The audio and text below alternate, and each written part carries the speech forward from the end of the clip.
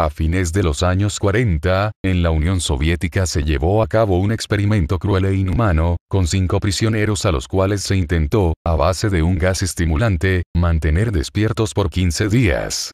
Llegado el día 15, cada uno de los 4 supervivientes, uno murió, se había arrancado carne a sí mismo. Y, en la locura que los sujetos de prueba mostraban, había algo misterioso y escalofriante. Quiero avisar que este creepypasta no está hecho para personas sensibles, ya cuyo contenido no es apto para todo público.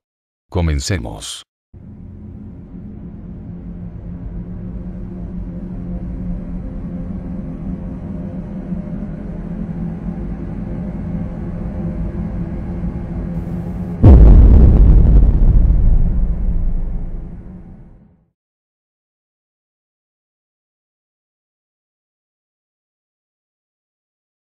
A fines de los años 40, cuando aún la Unión Soviética era gobernada por el puño de acero de Stalin, un grupo de científicos rusos decidió llevar a cabo un experimento en que, a base de un gas estimulante, se mantendrían despiertos a 5 sujetos por un periodo de 15 días. Primeramente los 5 individuos fueron conducidos a un entorno cerrado a fin de que se pudiese monitorear el empleo de oxígeno, ya que el gas estimulante resultaba letal en elevadas concentraciones.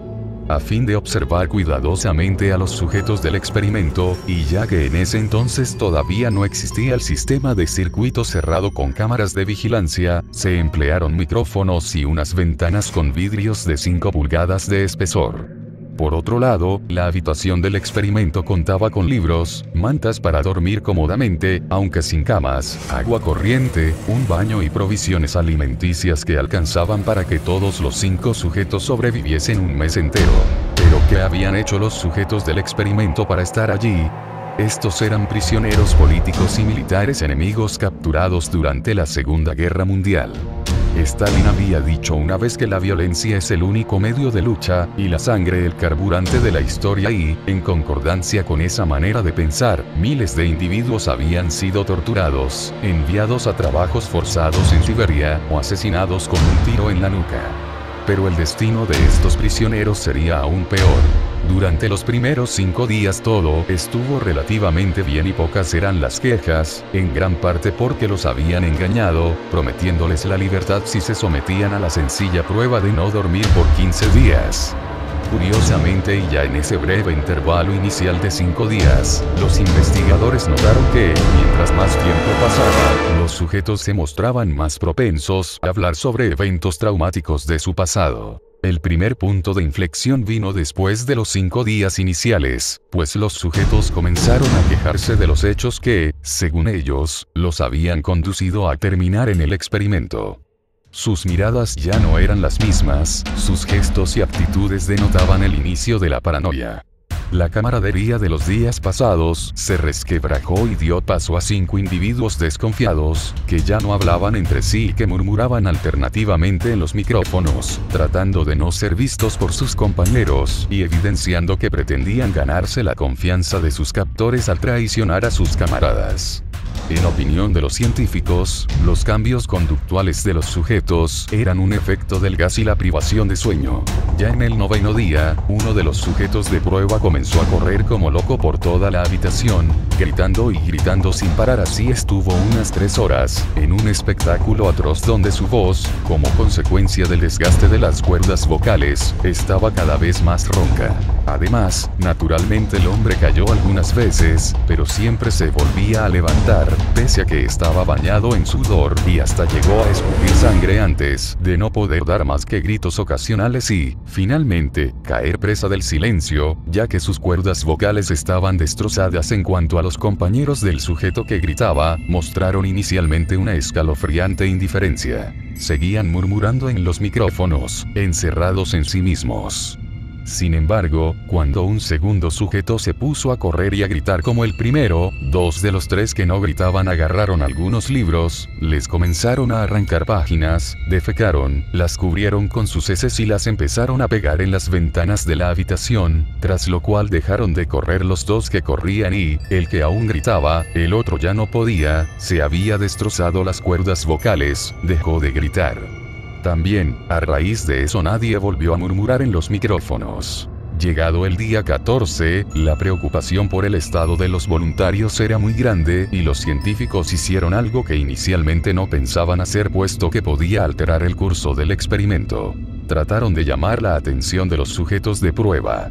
Para ese fin, emplearon un intercomunicador que hasta el momento había pasado desapercibido por los 5 prisioneros, quienes en ese momento escucharon una voz fría y autoritaria que les decía: abriremos el cuarto para comprobar el estado de los micrófonos. Aléjense de las puertas y acuéstense con las manos atrás en el suelo o se les disparará. A uno de ustedes se le otorgará la libertad si obedecen. Entonces, desde uno de los micrófonos, una voz dijo, en tono terminante y sin encontrar oposición en otras voces, algo que dejó atónitos a los investigadores: no queremos ser liberados. Lo antes descrito suscitó gran debate entre los científicos y los militares responsables del proyecto. Se intentó varias veces y en vano comunicarse de nuevo con los sujetos, pero estos no dijeron palabra alguna ante lo escuchado desde el intercomunicador.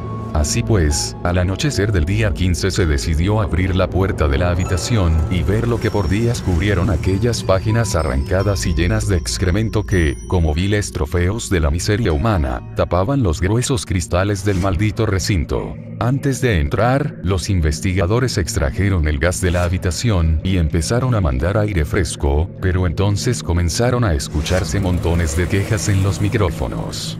Eran 3 voces que, rogando en nombre de sus seres queridos, pedían que volvieran a mandarles más gas estimulante. Sin embargo, el suministro de gas no se repuso y, cuando por fin abrieron la puerta, los sujetos de prueba vociferaron, con excepción del que tenía dañadas las cuerdas vocales. Este fue uno de los 4 supervivientes, los alaridos más fuertes y espantosos que jamás habían escuchado en toda su vida aquellos aterrorizados soldados. Y es que nada, ni siquiera las balas zumbando en el campo de batalla o los cadáveres regados por las calles de Stalingrado que uno de los presentes había visto.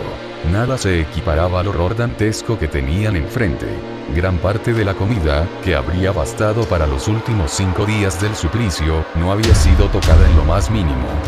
Todo el suelo estaba cubierto de una repugnante mezcla de sangre, agua, heces, orina, ya que el hueco de drenaje, que estaba en el centro de la habitación, había sido tapado con trozos de carne de las costillas y pantorrillas del sujeto muerto, cuyo cadáver yacía arrimado en la esquina izquierda del fondo, con la boca abierta, la cabeza ladeada, y la mirada inerte, aunque con un inusual gesto que parecía congelar la experiencia inefable de quien ha alcanzado la escabrosa cima del tormento.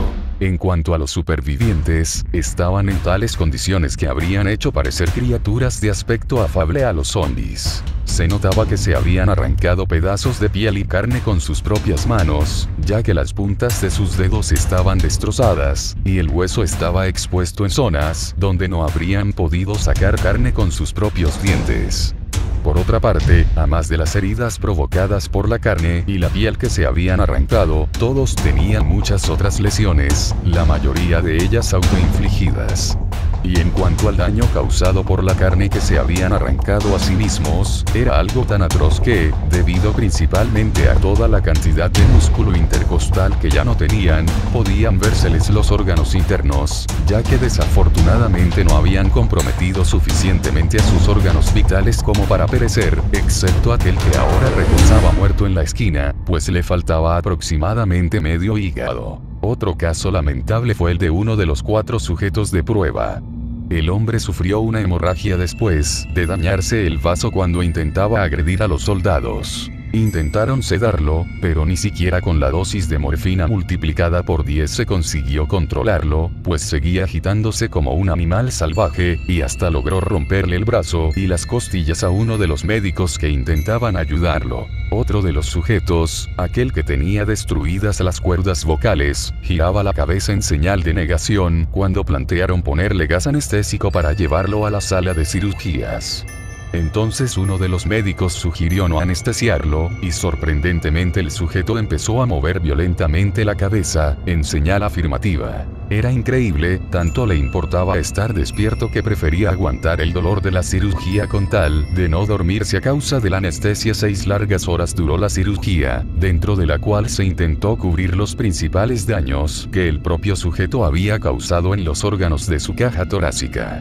Según relató una traumatizada enfermera que colaboró con los médicos durante la operación, el paciente sonreía de una manera extraña y enfermiza cada vez que hacía contacto visual con ella.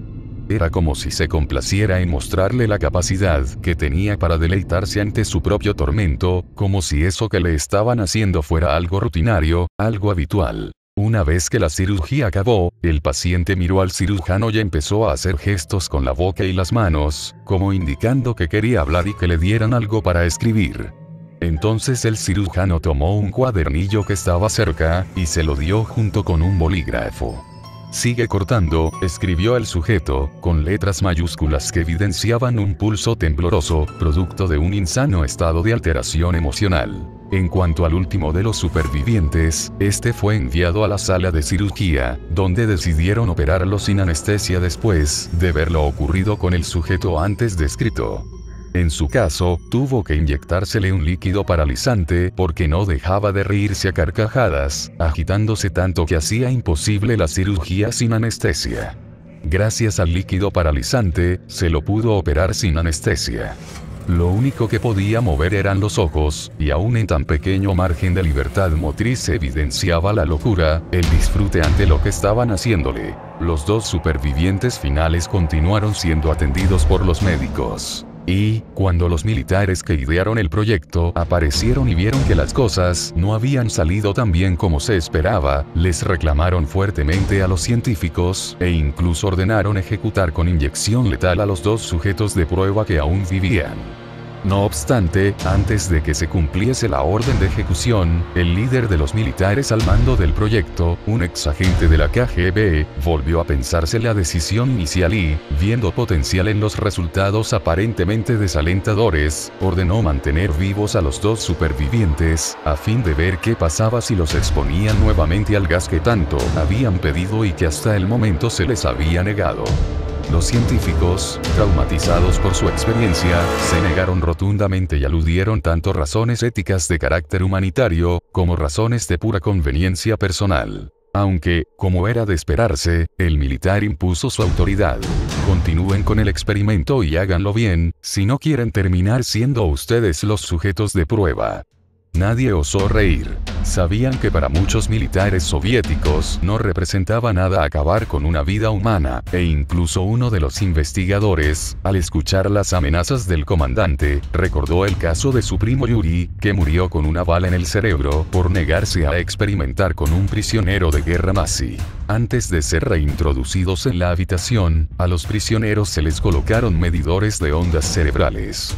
Sorprendentemente, las ondas se mostraban normales casi todo el tiempo, aunque con breves líneas rectas que después desaparecían, y que eran semejantes a las experimentadas durante la muerte cerebral. El prisionero que podía hablar, al sentir que se adormecía durante cada intervalo de línea recta, entró en desesperación y comenzó a gritar: «¡El gas! ¡Rápido, rápido!». Conteniendo sus ganas de reír, el comandante ordenó que se cerrara la habitación con los 2 sujetos de pruebas y con 3 de los científicos.